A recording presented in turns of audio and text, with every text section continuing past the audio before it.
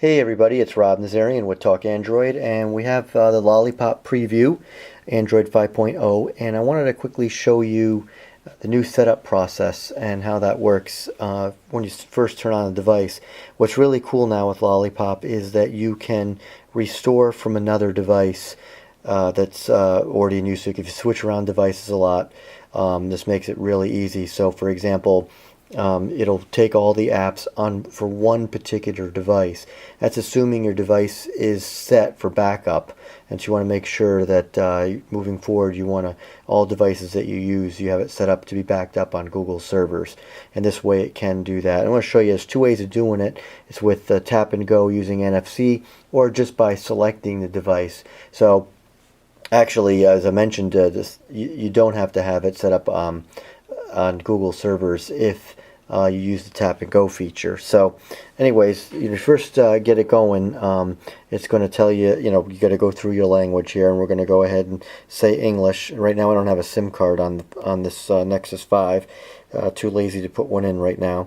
So I'm going to go ahead and connect to my Wi-Fi network. Alright, and so now we're connected to the Wi-Fi network, and tap and go is the feature with NFC. So if you have your device nearby, you can just tap and go from there. So what we'll do is, you want to make sure you turn it on. Your other one, I'm going to use a Nexus 7 here, 2013 model, and just basically you got to make sure it's turned on and unlocked, and you put them together and you hear the beep, and then saying Bluetooth will be used, and we'll say OK.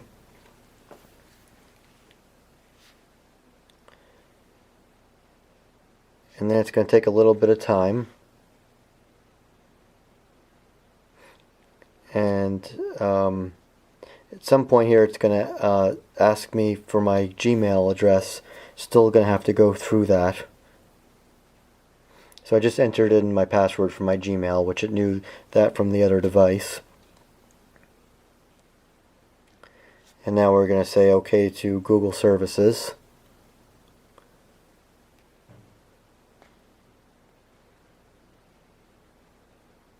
And then of course opt in for Google Now, yes or no. And I think definitely definitely should be doing that. And now it's going to go to the restore.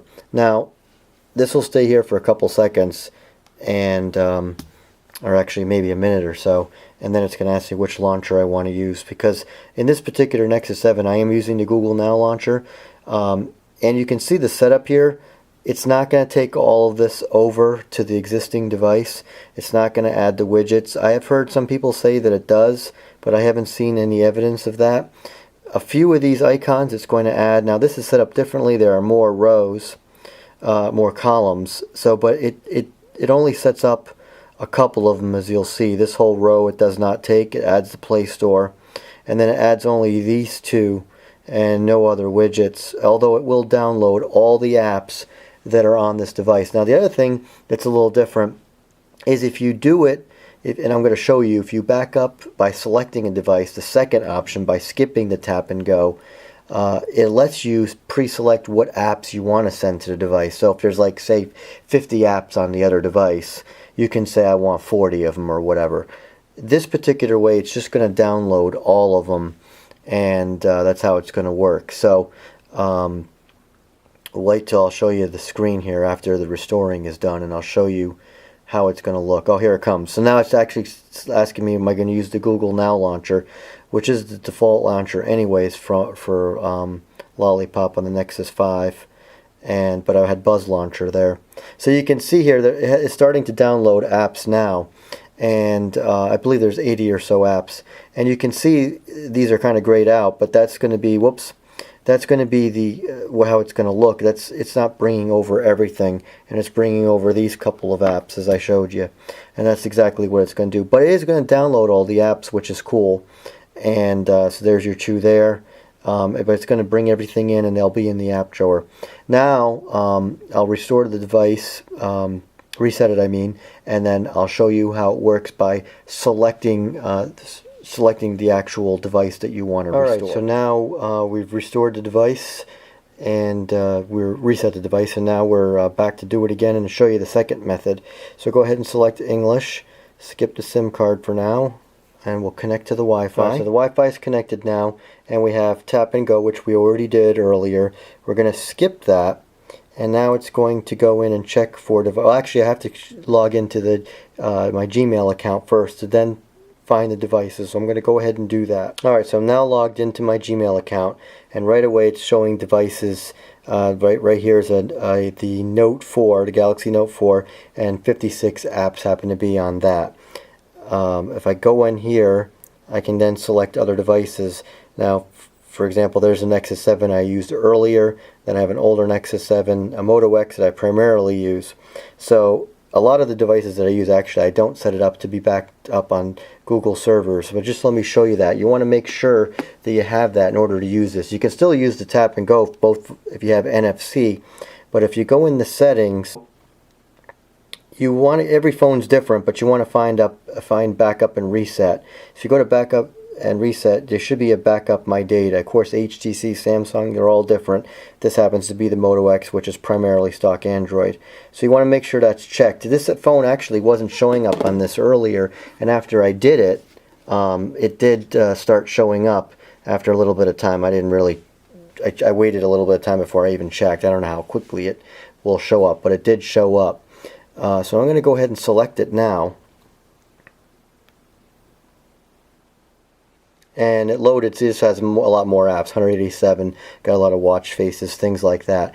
But I like this method better than the tap and go because this gives you the opportunity to select what apps you want. You can take all of them, or I can uncheck all and check the apps I want. You know, maybe you don't want to completely, bring over everything because there's just some apps you just don't use anymore. So you can go through and check what you want. Of course, you can still leave it at all apps and go forward. Now, the other thing is, now the Google Now Launcher is part of the Moto X just went off because I said Google. The Google Now Launcher is part of Lollipop, and on the Nexus 5, and will be on the Nexus 6 and all that, Nexus 7, Nexus 9.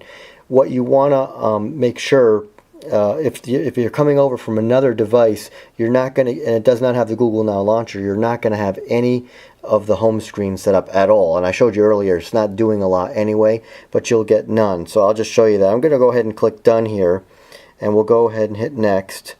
And then we'll go through this whole thing here where, the Google services to check and approve them. And just a second, Google Now. I'm going to go ahead. Moto X is going off again.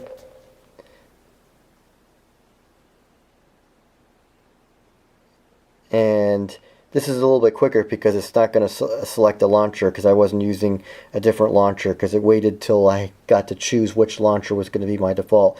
Now you can see it goes right into the screen here. There's not going to be any choices. It's just going to be one home screen and the Google Now. So that is it. Oh jeez, this Moto X won't stop. So that is it, and then it'll go ahead. It's already starting to download apps, as you can see, MLB at bat. And that's pretty much it. That's how the new setup is, and I think it's absolutely fantastic. It's going to be a lot easier setting up devices. Now, one thing you did notice also there is this Nexus 5 was not a choice.